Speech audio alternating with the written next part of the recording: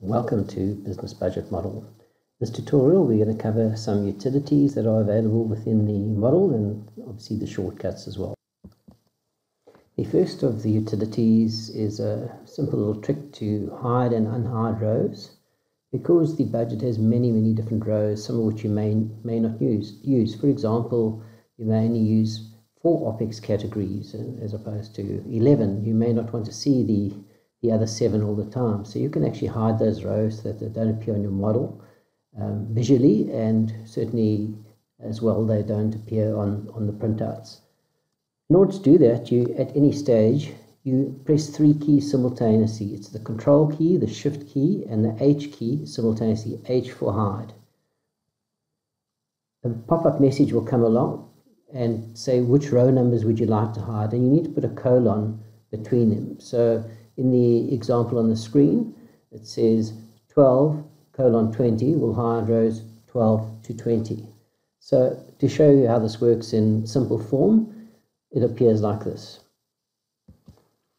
In this, you can see that revenue categories from category 4 down to 8 don't appear to be used. So they are sitting in from rows 129 through to rows 62. So using the utility, we press Control, Shift and H, and what we'll put in here is row 29 colon to row 62, and we'll press OK.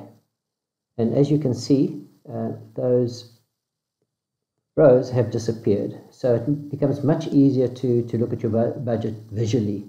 And you can do this for example, if you wanted to hide rows 26 and 27 because they weren't being used.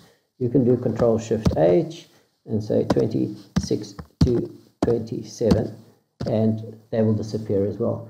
So you can go, once you've done all your setup, you can go and clear all the different rows that you are using or not using in the budget, so that visually it's a much neater appearance for you.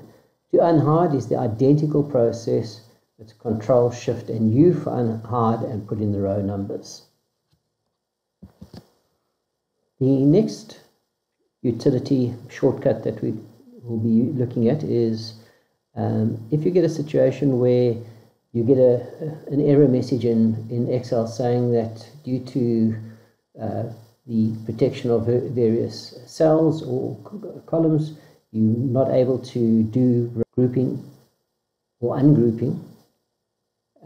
You can quite simply just press Control, Shift and R keys simultaneously, and all you do is you'll get a warning message. You click Yes to continue, and utility will run through the entire worksheet for you, making sure that you are able to select row and column groupings.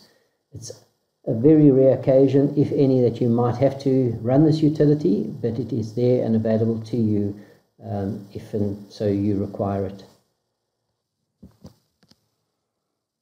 Another utility allows you to clear all your data values. You might have been setting up, experimenting, and you now want to start your model in earnest, but you're sitting with a whole lot of values already captured.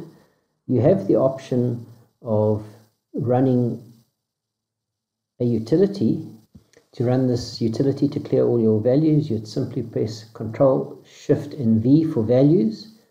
It'll give you a warning message saying, are you sure you want to clear all your data values? When you click Yes, it'll run through and reset all your values to 0 and give you a message at the end saying that all values have been cleared.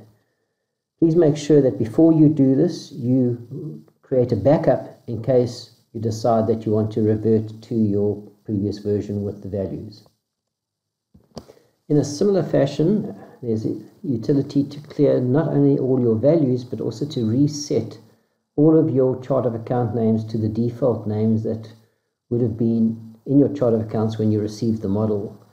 It's unlikely that you'll ever want to run this, as you would have saved a version of your model pre-installation, but if you decide to do that, you're able to clear both the names of the chart of accounts and all the values by pressing Control, Shift and C keys simultaneously, C for clearing, and that'll clear all the values. It'll give you a warning message, and if you elect to proceed, it'll run through and clear all the values and reset the names, and it'll give you a message at the end saying that the account names and values have been cleared.